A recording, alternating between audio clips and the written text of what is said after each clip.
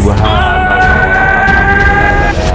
Hari itu diminta oleh ibu karena kebetulan ibuku tuh buta kan matanya, sekarang tuh udah nggak ngelihat lagi. 2 minggu aku sakit tuh, bener-bener tidak berdaya. Jadi badan juga kayak kebalut pocong, ada siluman ular, ada banaspati, ada kayak siluman nenek-nenek juga saya lihat, kayak makhluk ODGJ gitu. Aku sih dari leluhur. Tan ini. Kau masuk dalam permainanku. Lama keputusan itu belum ada. Di keluargamu hanya perempuan yang merasakan secara langsung merasuki tubuhnya. Mata langit itu membuka hatiku ya. Aku nggak percaya dengan adanya dunia gaib, tapi semenjak ada mata langit aku lebih percaya.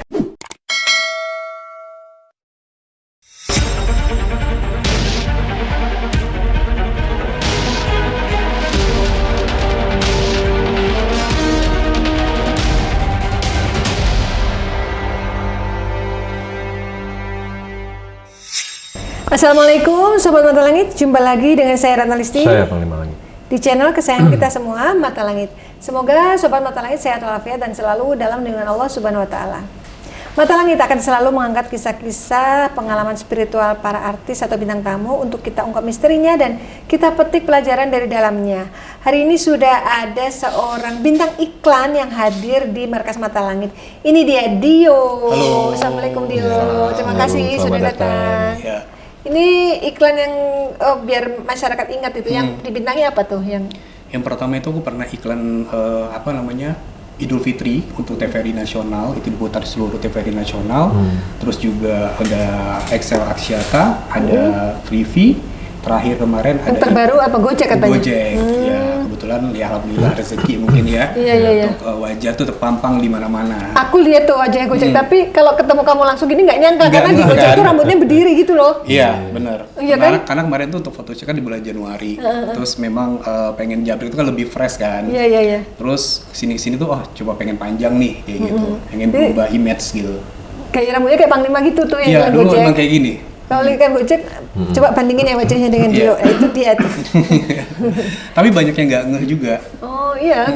Aku juga nggak ngerti tadi Nggak kalau nggak ngeh, dikasih kan? tau Mas Ageng Kiwi kan. Ya, karena kalau di situ kan aku juga nggak pakai kacamata. Kayak gitu. Kalau dilepas gimana? Lepas wajahmu? ini, nama ganteng gak sih? Oh my god.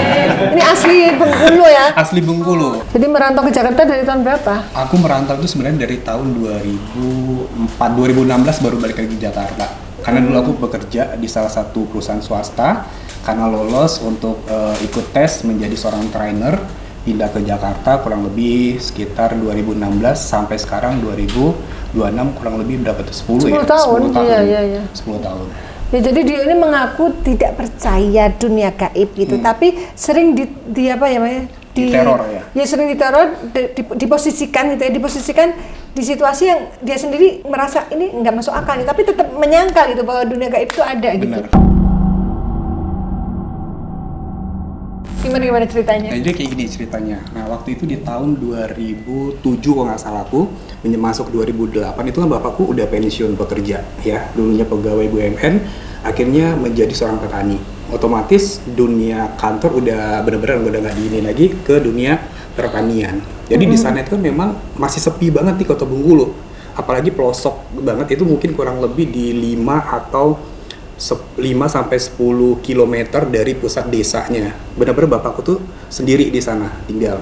Itu kan di samping sini ada sawah, ada karet, ada sawit. Nah, itu gelap banget. Nah, aku satu hari itu diminta oleh ibu. Karena kebetulan ibuku tuh buta kan matanya, sekarang tuh udah nggak ngelihat lagi. Udah nggak bisa ngelihat karena kalau kata dokter itu kena diabetes dan sebagainya. Tapi ya kalau ibuku sama bapakku tuh lebih ya untuk gaib, paranormal itu dia lebih percaya gitu. Jadi medis iya, paranormal spiritual juga iya gitu. Jadi kalau ke dokter katanya emang udah nggak bisa sama sekali untuk disembuhkan. Tapi bapak, ibu itu masih tetap untuk meminta pertolongan lah dari Allah, spiritual gitu, usaha dan sebagainya. Maksudnya pengobatan alternatif? Juga gitu. Nah, sampai saat ini tuh ibu udah kayak pasrah gitu. Kalaupun posisi aku kemarin, aku yang mengalami hal yang sama dengan ibu, mungkin aku nggak bakal kuat gitu loh. Kalau ibu aku udah ikhlas. Nah, aku pernah bilang, Bu, ambil mataku satu buat ibu. Ambil nggak apa-apa, aku nggak perlu mataku satu, nanti ibu bisa ngeliat aku kayak gitu. Nah, kita balik lagi ke kejadian yang ada di daerah sana. Aku diminta untuk ke warung gitu, karena memang sepi banget. Aku bawa motor, kalau di kampung kan motor jelek gitu ya. Motor jelek aku bawa. Udah pulang, itu udah menjelang maghrib. Aku pulang, gue gemeteran. Sabar ya, tenangkan diri. Kami siap kok mendengarkan ceritamu. Aku bawa motor, gak lama itu kok berat, kok nggak ada tarikan, motor butut, rusak dan sebagainya.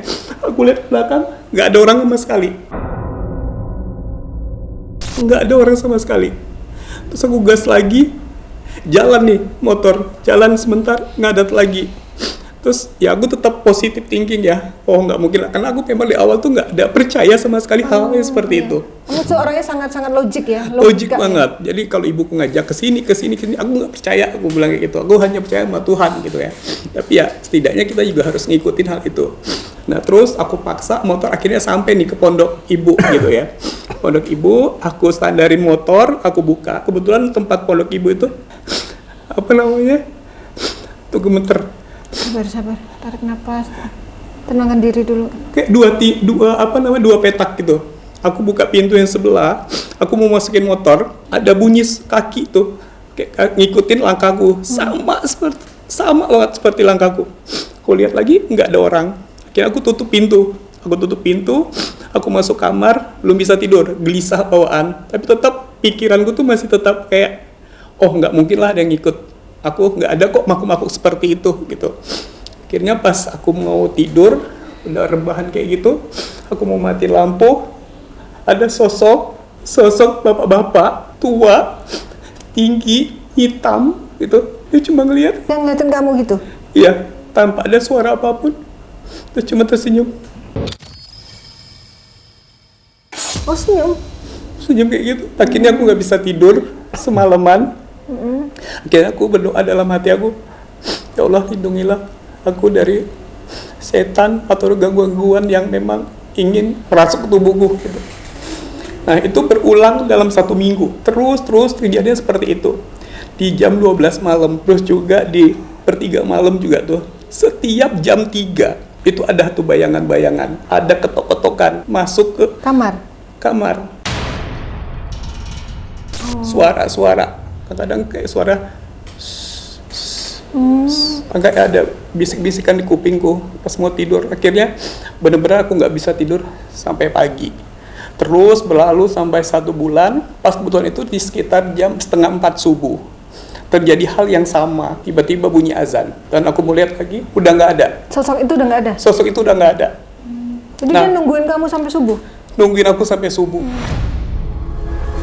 Nah akhirnya besok itu kan sepi ya. Jadi biasanya petani-petani itu datang pagi, sore pada ngumpul nih. Biasanya di tempat bapak tuh ngobrol-ngobrol sebagainya.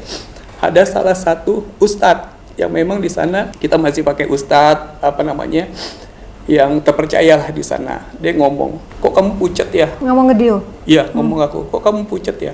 Kok pucat? Kayaknya kamu ada yang ngikutin deh, katanya kayak gitu. Siapa yang ngikutin? Aku nggak ada kok, aku bilang. Menyangkal, karena masih berpikiran positif. Udah akhirnya kemarin kamu ada yang ngikutin katanya. Nah kalau misalnya kamu lemah katanya, dia bakal membawa kamu bisa mati atau kamu bisa diikutin terus sama dia. Aku bilang, siapa dia Pak? Siapa? Aku bilang kayak gitu. Kamu nggak perlu tahu orangnya siapa, tapi dia yang ngikuti kamu, pengen nyatu ke dalam hidup kamu. Dia pengen bukan menjaga sih, maksudnya menguasai. Oke. Menguasai aku. Menurut penjelasan Ustadz itu? Penjelasan, makanya aku takut. Gitu. Nah ada beberapa hal kejadian juga, aku bilang tadi itu subuh. Setiap maghrib, itu badanku lemes. Nggak ada tenaga sama sekali. Mau ngangkat tangan pun nggak bisa. Aku bilang ke ibuku, Ma, kenapa Ma? Tanganku nggak bisa. nggak bisa ngangkat gitu. Nggak bisa ngangkat, lemes banget, lemes, nggak ada tenaga sama sekali. Nah di situ ibu kan, mungkin ibuku bapakku yang namanya orang di desa ya, mungkin dia lebih percaya hal-hal yang mistis, gangguan setan dan sebagainya. Akhirnya aku diajaklah ke tempat ahli-ahli spiritual, orang pintar ya, orang pintar kayak itu. Ada menggunakan jeruk purut sama sebilah pisau. Nah itu kayak diurut, dioleslah ke pisau tersebut. Ibarat itu kayak bersihin apa yang ada dalam diriku. Ya kita percaya nggak percaya bahwa di kampung saya itu mungkin masih banyak yang namanya ya racun terbang ataupun guna-guna gitu kan. Aku juga pernah kerja di salah satu daerah, katanya memang daerah itu adalah daerah-daerah yang memang masih primitif, masih percaya hal seperti itu.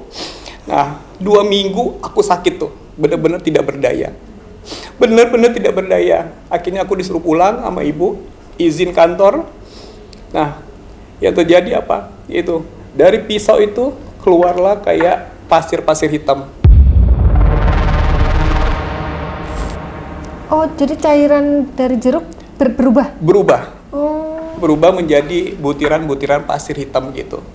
Itu tandanya apa menurut ahli spiritual? Ada yang bilang, kalau kata dia itu, ini adalah racun terbang. Itu salah satu.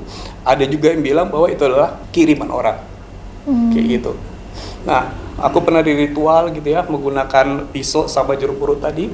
Ini di punggungku, itu digaris kayak gini. Berapa kali digaris. Oh, macam gitu. merajah itu ya? Iya, dan juga ada, ini 2.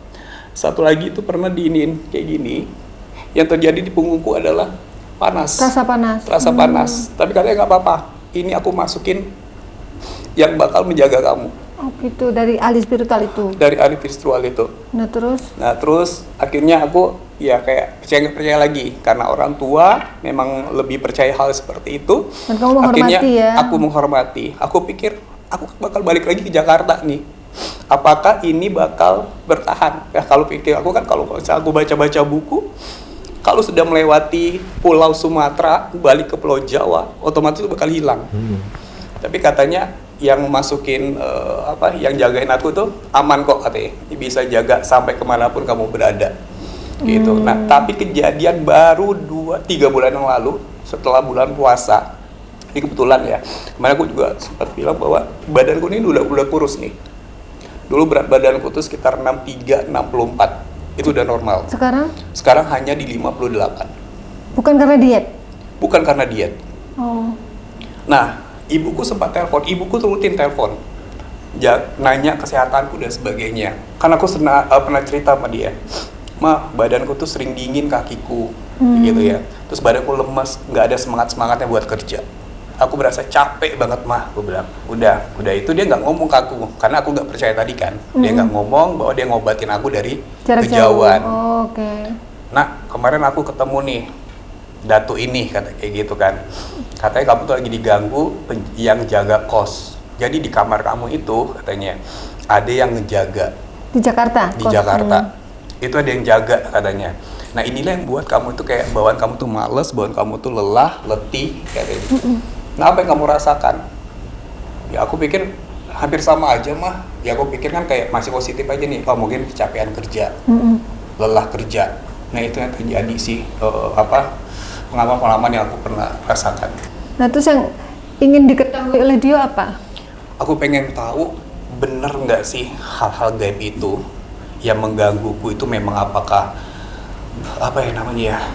utusan orang kah, kiriman orang kah, atau seperti apa? Karena pembawaan aku tuh bener-bener kayak lemes, nggak ada semangatnya sama sekali. Kalau kamu bilang ini apakah kiriman orang atau bukan, berarti kamu sudah mulai percaya ada goib? Sudah mulai percaya. Karena kan awalnya benar-benar nggak percaya. Benar-benar nggak percaya. Tapi ada pernah mimpi ular nggak? Mimpi ular pernah sekali. Pernah sekali mimpi ular. Karena yang saya lihat kamu disenangi siluman ratu ular, itu yang saya lihat gitu. Dan dia kepengen kamu hanya menjadi milik dia. Gitu. Kalau menurut pantauan Panglima memang benar ada sihir. Sudah menempel dan menguasai tulang dan darah di dalam tubuhnya. Pantesan sering lemes, nggak ada Iya, sering tenaga. lemas. Nggak ada tenaganya sama sekali. Mau jalan tuh, mau pergi beli makan. Jadi apa, badan untuk juga kayak aktivitas. kebalut pocong. Ada siluman ular, ada banaspati, Wah, banyak siluman berkepala api. Ada 3 sosok itu. Ada kayak siluman nenek-nenek juga saya lihat yang terus mengikuti. Gitu. Dan apa ya? Kayak ada makhluk apa ya? Rambutnya acak-acakan, kayak makhluk itu kayak makhluk ODGJ gitu. Bingung. Oh, apakah kayak suka kamu gelisah, merasakan nggak itu? tenang, Gelisah nggak bingung. jelas gitu? Iya, Oh. kegelisahan itu ada. Yang aku rasakan, mau ngelakuin ini kayak ragu, ngelakuin ini kayak ragu. Jadi ya udah deh, gue diam aja deh di kos. Allah. Astagfirullah. Ayo kita telisik yuk. Assalamualaikum. Kamu sedang megang apa? Siapa kamu? Aku datang dari jauh. Dari jauh. Dari Oh, dari kampung halamannya Dio. Dari jauh dari mana? Dari mana jauhnya? Buah bukit Di kota apa? Kabang. Kabah. Bukit Kabah ada. Ada di mana? Tukang Di Beriding langsung. Iya, Di Bukit Kabah. Bengkulu. Bengkulu ada tuh. Beriding Road. Iya. Kamu pernah datang ke sana? Enggak, aku nggak berani. Kenapa? Katanya daerah-daerah Bukit Kabah itu agak sedikit mistis. Oke. Gitu, jadi aku nggak berani ke daerah-daerah sana. Tapi jauh dari rumah kamu? Iya, agak sedikit jauh, kurang lebih 45 menitan. Berarti kamu ini makhluk dari Bukit Bukit dia Kabah. kayak gunung apa memang bukit biasa? Itu aku merinding ya. Dia tuh kayak bukit biasa, tapi kalau udah kejauhan tuh bentuknya kayak harimau lagi. Oh my god, ada di Google. Nanti aku Ada. cari. Bukit Kabah namanya. Iya, Bukit Kabah. Oke. Terus kamu apa tujuanmu mengikuti Dio? Inilah yang harus kau terima. Inilah yang harus kau terima. Kalau Kenapa? bisa, Alasannya apa kok harus diterima? Apa terima apa? iya terima apa dulu Apa ini? maksudnya terima apa? Yang harus diterima tuh apa? Masa Ketika kau memasuki kerjaan itu, Kerjaan, kerjaan yang mana? yang jauh dari tempatmu, pekerjaan yang jauh. Oh, mungkin aku cerita tadi. Kan aku sempat kerja 3 jam dari rumahku. Itu daerah kota Manak namanya, di daerah Bengkulu Selatan. Itu kerjanya sebagai apa? Aku sebagai chip surveyor di sana. Oh, Iya. 3 jam perjalanan? 3 jam perjalanan. Naik apa? Aku naik motor, kadang naik travel. Naik motor. Iya. dari awal kamu sudah diberitahu oleh ibumu. Dari awal. Hati-hati, Oh iya benar yang ini berarti. Iya. Pulang. ulang. Mamamu bilang kamu suruh pulang. Kalau ibu tuh nggak pernah bilang, nak pulang. Aku tahu lah, batin seorang ibu masih sangat merindukan anaknya. Aku tuh pulang kampung hanya setahun sekali. Ya karena kondisi pekerjaan, ya kita ngikutin cuti tahunan. Iya. Kayak gitu. Di saat kamu menginjakkan kaki di tempat itu, Tempat kerja itu. kenyamanan tak kau dapatkan. Oh, apa iya dari awal kerja kamu nggak nyaman? Tapi kok bertahan sampai 5 tahun? Yang di kantor pusat, ya kita namanya kegelisahan tadi, kebutuhan. Oke, ya harus karena kita ya mau gimana mau nggak jalankan. mau ya, itu Iya. namanya the power of kepepet gitu loh. Terus Karena dari sebelum kau pindah ke tempat itu pun kami sudah diantarkan untuk oh dari sebuah sebelum kerja kamu sudah dikirim. Siapa yang mengantarkan? Siapa? seorang Laki-laki apa perempuan? nah Oke, yang memesan sihirnya laki-laki. Ciri-cirinya? maka itu kau tak lama ada di tempat itu. Nggak lama lalu dipindah ke pusat kan? Kalau dipindah ke pusat itu berarti artinya sebuah apa? Prestasi dong. Berarti bagus kalau berprestasi. Tapi kau harus menjauh Oh, tapi kok tidak harus menjauh? dari tanah.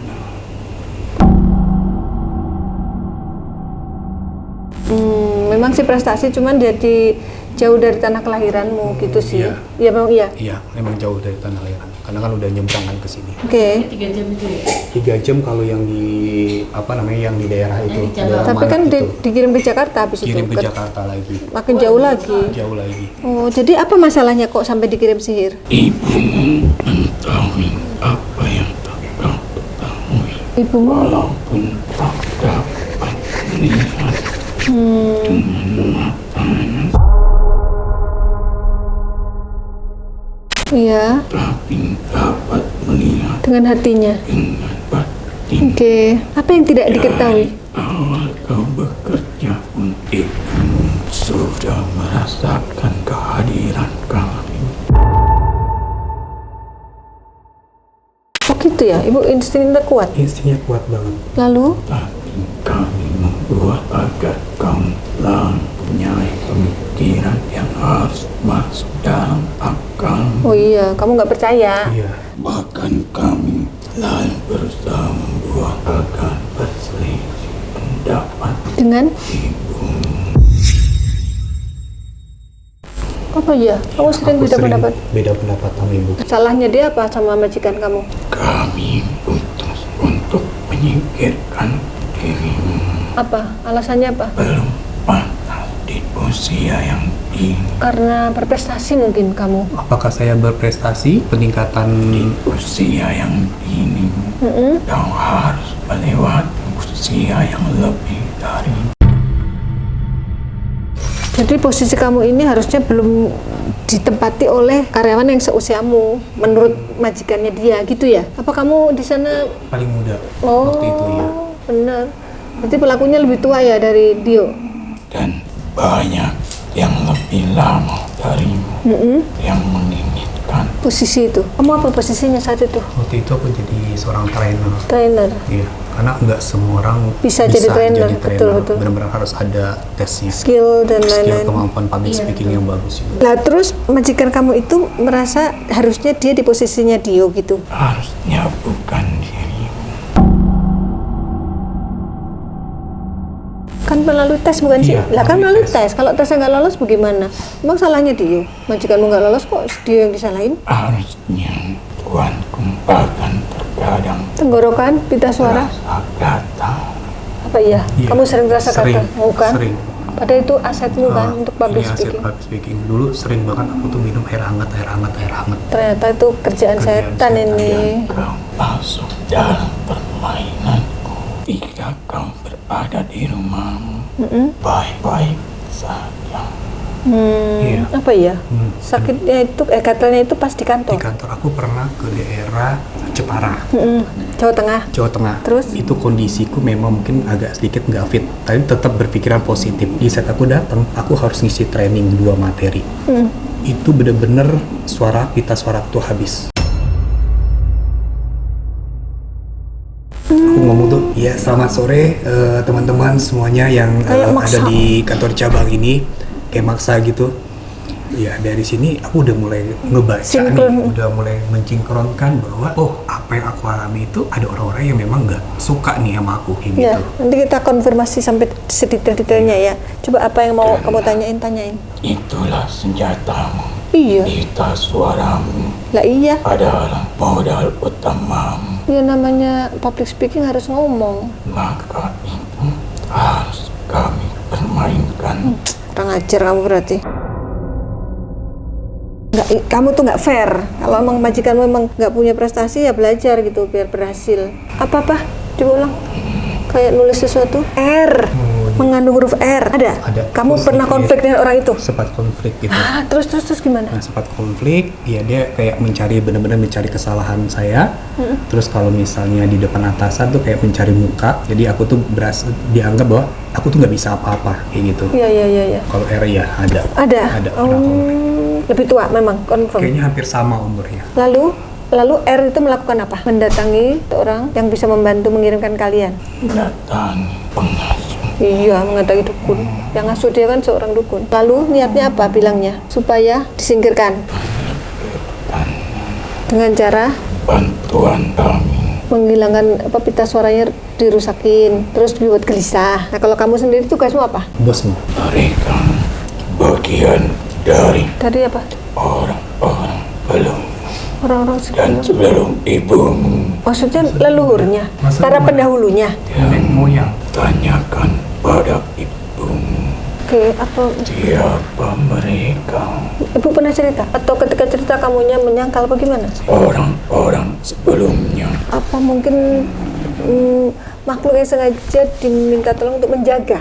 Kalau feelingku sih dari leluhur yang mungkin ditugaskan untuk menjaga. Lama keputusan itu belum ada, Oke, benar berarti. Pernah ada. maka kau akan berkaitan dengan bangsa sepertiku. Itu ada ikatan zaman leluhur dulu yang belum diputus. Itu akan ikut terus ke anak cucu. Terus. Kalau yang pas aku tidur ketimpa, terus hitam, besar, sampai napasku sesak, Itu siapa? itu siapa? Dari golongan kamu apa bukan? Golonganku Oh, berarti dari kiriman. yang Berarti ada dua kubu nih.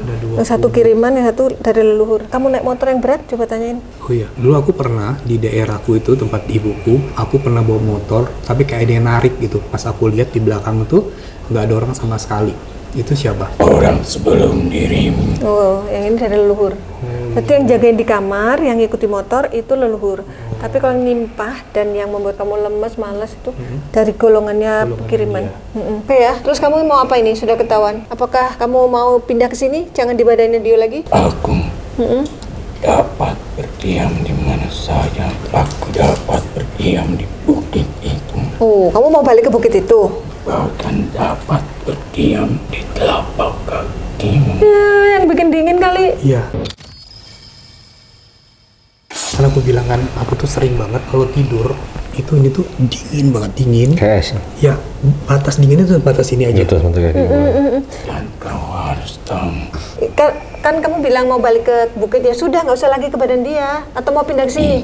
bersuka hatiku. Oh, nggak mau diatur dia. Ya kalau gitu aku nggak ngatur, aku memberi penawaran. Mau nggak kamu pindah ke sini ikut Panglima? Aku Panglima. kembali ke bukit itu. Tapi kamu janji loh, Walaupun nggak boleh ikut dia lagi. tugasku telah selesai, tapi aku dapat kembali ke telapak itu. Duh, nggak bisa. Gimana sih ini muter-muter aja, katanya mau kembali ke bukit tapi balik ke telapak kaki lagi. Ini tapak kaki saya aja gantinya. Iya, pindah ke telapak kaki Panglima gimana? Kamu muslim bukan? Saya tanya. Suatu saat jika kau datang ke tanah itu, kami menunggu Kamu ditantangi suruh datang kalau berani. bukit.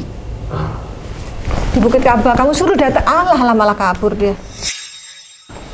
Assalamualaikum. Assalamualaikum. Waalaikumsalam warahmatullahi wabarakatuh. Wow, semangat sekali. Siapa ini? Kau itulah Dialek. anak lanangnya. Dialeknya bahasa apa ini? Sebungkulu. Gitu ya? Iya, kalau lanangnya, Jagalah ibu kau. jagalah ibu kamu kan. Iya. Jagalah ibu kau. Kau itulah keturunannya. Ini dengan siapa? Aku ini Hak. Kalau ayah masih ada. Oh iya, masih ada. Kakek ya ini? Kakekmu namanya siapa? Mbak ini, Haji kali ya itu. Dipanggilnya Pak Haji. Haji Mbak ini. Kakek Haji? izinlah aku mau berbicara. Iya, silakan. Di keluargamu hanya perempuan yang merasakan secara langsung merasuki tubuhnya. Mamahmu kesurupan, terus? Ya kakakku juga. Kakakmu yang pernah. kesurupan itu perempuan? Perempuan. Kakakku yang Tidak pertama. dengan laki-laki. Ya, saya, adik, bapak nggak pernah sama sekali. Tidak pernah. Kenapa gitu ya? Karena itulah hanya wanita yang hanya bisa dijadikan rumahnya. Aku bertanya padamu, sebenarnya tidak ada permasalahan yang berat dalam lingkaran dari sisi terdalam dirimu. Justru itu yang terberat adalah dari dalam lingkaran lingkaran kamu. Jadi Maksudmu paham nggak? Maksudnya coba kamu tanya. Jadi yang membuat aku gelisah ataupun ada yang ngikutin aku itu memang kayak suruhan gitu dari keluarga yang ngejaga. Oh ya, gimana? Maju. Aku tanyakan padamu. Aku tak mau sebenarnya. Coba ceritakan biar Ada keluar. sesuatu perselisihan di antara keluarga. Kau tahu? Tahu. Terus? Tahu. Tapi apapun yang aku tahu tuh aku nggak bercerita sama ibu. Apa yang kau ketahui? Tolonglah disimpan dulu. Iya. Dikip. Nggak bakal cerita. Aku nggak bakal cerita sama ibuku. Kau tahu perkara itu, maka pasti kalian memahami maksudku. Karena aku hanya dapat memberikan hanya sebuah isyarat dalam Clue. lingkaran. Kenapa ibumu selalu ada sesuatu? Jangan menyakiti. Begitupun sama dengan kakakmu. Jangan menyakiti. Keluarga, tapi lingkungan mungkin ada yang nggak suka lah. dengan Karena keluarga. berkaitan itulah. Kalau leluhur ibunya nih banyak penjagaan bangsa. Gaib. Karena di sana iri, dengki itu dan segala sesuatu itu akan ada permainan. Apalagi melihat keluargamu yang dilihat enak saja, Berarti ada enak hidupnya, iri ya. mau apa-apa saja enak. Ditambah pekerjaan lagi ayahmu, dan ayahmu pun dalam pekerjaannya juga tak tenang. Iya, benar. Apa ya? Ada yang menggodanya. Ada. Maksudnya yang menggoda tuh Dari perempuan. gangguan juga. Karena bapak itu pernah ketemu di salah satu toilet kantornya dia. Itu ada kayak botol parfum yang kecil. Itu tergeletak di kamar mandi itu. Karena di ruangannya dia itu hanya beberapa orang aja. Kayak gitu. Jadi yang membuat perkara dan orang tuamu karena ada pihak Sihir. tertentu yang ingin menghancurkan orang Sihir tua. memecah belah. Itulah yang terjadi, nak. Terutama ingin menyingkirkan ibumu dari kehidupan ayahmu. Ada yang mau memecah belah ya rumah tangganya. Maka kuat ibumu, dan itulah bukti cinta ayahmu tak tergoyahkan. Akhirnya dia lebih memilih untuk menyepi. Kau kelak menjadi seorang imam, Amin. Amin. harus tangguh. Iya. Ya, amin. Bukan berarti mengandalkan ototmu saja, Iya. tetapi batinmu Harus dikuatkan. dengan cara berkasih sayang. Iya. Karena belum bisa dikatakan sayang kalau dia belum bisa menerima kekurangan. Betul. Iya. Berarti arti sayang itu bisa menerima kekurangan, Karena sayang bukan saling menyayangi. adalah penuntutan dari cinta. Betul. Iya. Cintamu terhadap Tuhanmu. Iya. Karena Tuhanmu tidak suka dengan perbuatan yang menyakiti. Dia menjunjung tinggi rasa kasih sayang.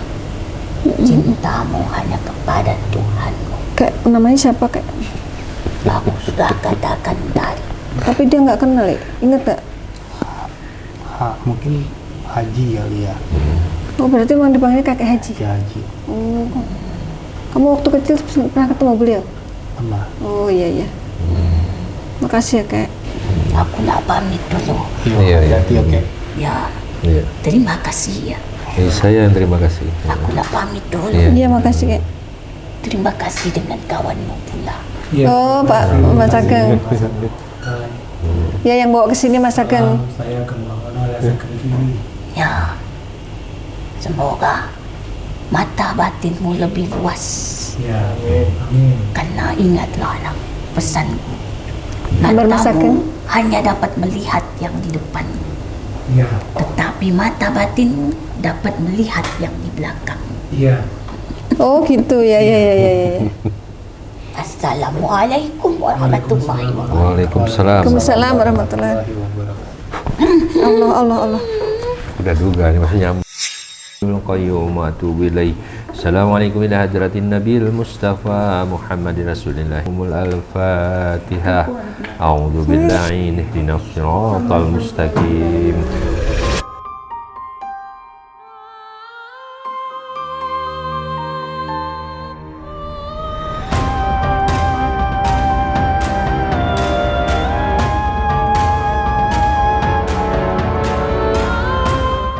Jakarta rabbaka fil qur'ani wahdahu walau ala adbarihim nufura bismim wa jaqaraqtal qur'ana jalna bainaka wa bainal ladzina la yu'minuna bil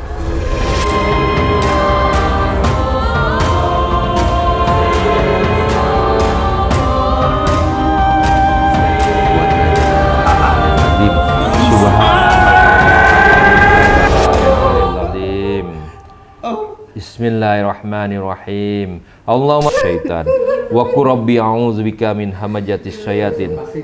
Asyhadu anna Muhammadar Rasulullah wa sallallahu alaihi wasallam. Asyhadu an la ilaha illallah asyhadu anna Muhammad.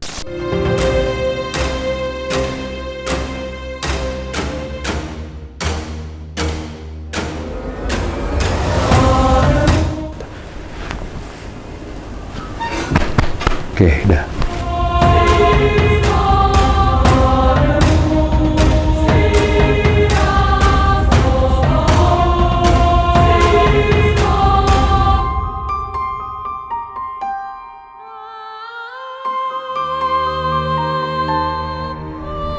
Tujuh teguh. Bismillah atau salawat.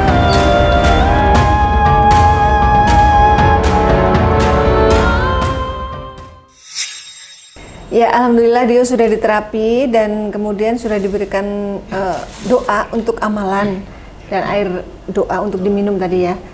Apa rasanya setelah diterapi? Tadi saat diterapi sebelumnya kan badan tuh kayak lemes ya, nggak ada semangatnya, terus juga mau ngapa-ngapain juga males gitu ya. Nah sekarang tuh kayak badan tuh tadinya awalnya lemes nih, setelah selesai terapi tadi lemes, sempat duduk dikasih minum juga, di sana juga udah mulai lemes juga, tapi setelah berdiri lagi tuh kayak lebih semangat lagi sih badan itu. Ada tenaganya. Ada tenaga, tadi tuh kayak bener-bener lemes, bersemangat lagi gitu. Tadi kan awal-awal kan gampang tersedih gitu ya. Sekarang gimana hatinya? Lebih kayak kuat? udah terbuka, udah plong aja sih. Jadi mungkin ada satu hal yang dipendem mungkin kemarin gitu kan. Nah tadi itu udah bisa lepas semua, apalagi udah di terapi. Sakit nggak waktu di terapi? Dibilang sakit ya sakit ya. Sakit apa sakit banget? Sakit banget. Itu sakit banget. Kayak apa kalau digambarkan sakitnya?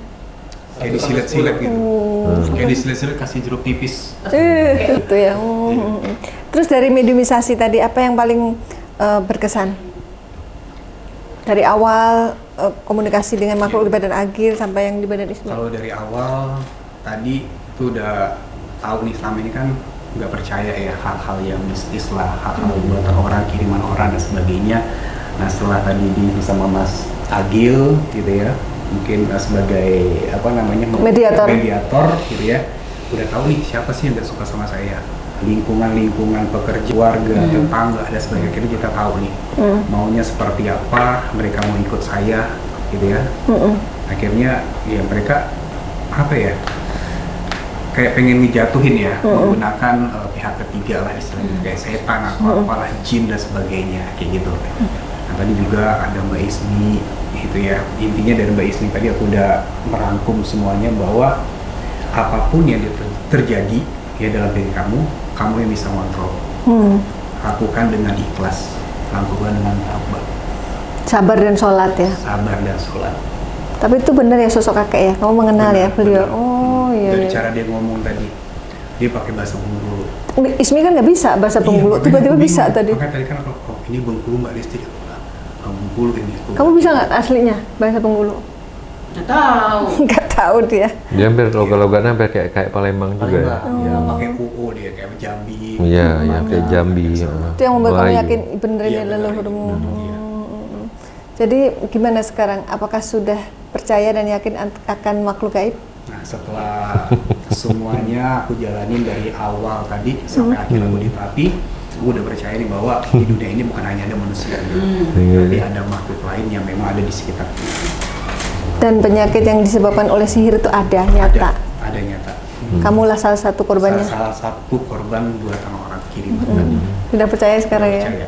Dan apa ya, dampak positifnya adalah kamu jadi lebih waspada nanti Lebih ya. waspada. Jadi ya kita nggak bisa baik kepada semua orang gitu ya. Tapi kita juga harus tahu membatasi diri aja sih.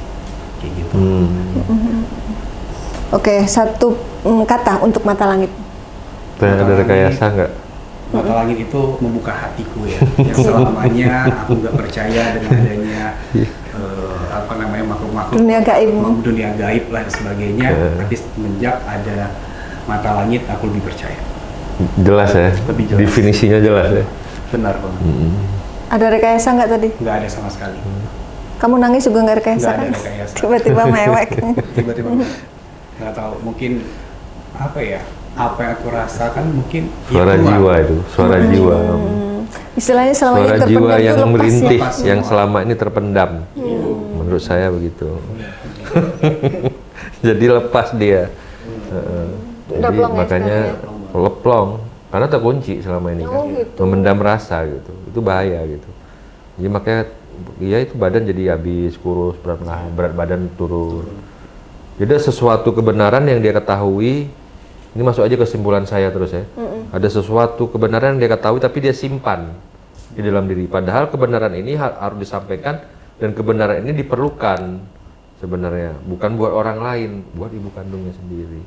Tapi itu disimpan dengan alasan yang dia sendiri juga nggak ngerti, nggak pahami gitu. Jadi makan ke badannya Arah ya. dan tujuan mengapa dia simpan persoalan ini yang mungkin dianggap akan disimpan itu untuk Takut menyakiti. lebih membuat keadaan tenang dan nyaman. Tapi ternyata Malah bukan makan ke dirinya, badannya. itu yang dia dapati. Nah, malah digerogoti oleh rasa yang dia simpan yang harusnya dia katakan. Itulah yang membuat jadi kegelisahan di dalam jiwanya. Setiap hari nggak tenang. Makanya itulah mana yang Nasihatnya? hak, mana yang batil, mana yang harus disampaikan, mana yang tidak. Ya kita harus sampaikan. Gitu. Karena menyimpan apa ya cocoknya dibilangnya ya bisa juga kita bilang menyimpan duri dalam daging. Kita tahu ada duri dalam daging kita, tapi kita biarkan rasa itu menghantui kita. Yang harusnya kita keluarkan duri itu, Ya, bukan iya. kita simpan. Karena ujungnya jadi penyakit ya Jadi kalau penyakit, seandainya bisa-bisa nggak- infeksi lama-lama. Bisa-bisa jiwa kita sendiri, raga kita sendiri yang akhirnya mati, menjadi korban. menjadi korbannya gitu. Berarti untuk kedepannya apa nasihatnya untuk Dio? Jangan pernah ragu untuk berkata sesuatu hal yang mungkin itu memang kata-kata tentang Kebenaran. sebuah kebenaran, itu yang pertama. Yang kedua,